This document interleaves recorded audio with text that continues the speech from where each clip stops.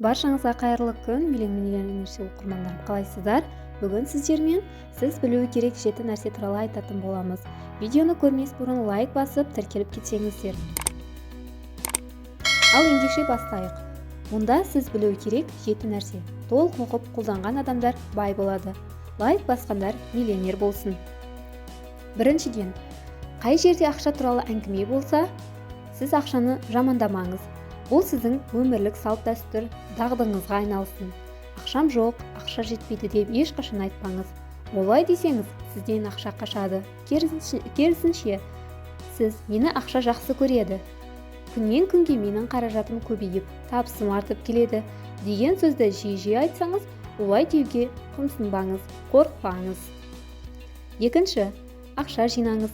Тек ақшаны тойға, жақсылыққа, оқуға, жаңа дүние сатып алуға, саяхатқа шығуға, жақсы демалуға жинайтын болсаңыз, ақшаны қара күнге деп жинамаңыз.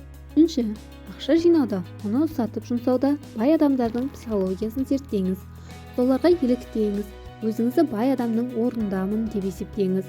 Қоғамдық көлікпен жүрсеңіз, мен мұны қарапайым адамдардың тыныс-тіршілігін білу үшін уақытша мініп жүрмін деген ойда болыңыз.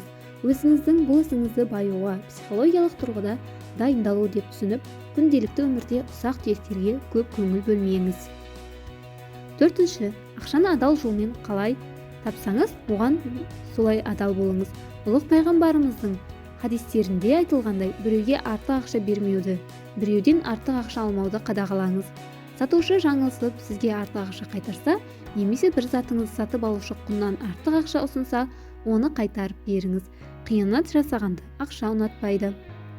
Бесінші, ешқашан тың ойлардан, жаңа қадамдардан, жаңалықтардан, жақсы істерден бас тартпаңыз. Олар сізді жаңа табыстарға жетелейтінін ұмытпағайсыз. Алтыншы, ақша үлкен қуат көзі болғандықтан, әрі ұқыптылықты жақсы көретіндіктен, ең бірінші жақсы әмиян таңдап алыңыз. Сосын оған әр тиынды дұрыстап салыңыз. Әмияныңызды сыртынан сипап, оған жылы сөздер айтыңыз. Ақшаны еркелеткенді жақсы көретінін естен шығармағаныңыз жөн. Жетінші ереже, маңдайға біткен дәулет үшін өтем төлеу жақсы. Байлықты сақтап қалу үшін қайырымдылық шараларына мол шығын шығарып, жаманшылықтың алдын алады. Мешіт, медресе, аурухананы өз қаржысымен салыстырып, халыққа сыйға тарту бұрыннан жалғасып келе жатқан сауапты іс. Тек оны атын шығару үшін жасамау қажет. Төменге пікірге әлемнің бар байлығын қабылдаймын деп жазып қалдырыңыз. Келесі кездескенше сау болыңыздар. Каналға жазылмаған болсаңыздар, каналға жазылып, осы видеоны достарыңызбен бөлісуді ұмытпаңыздар.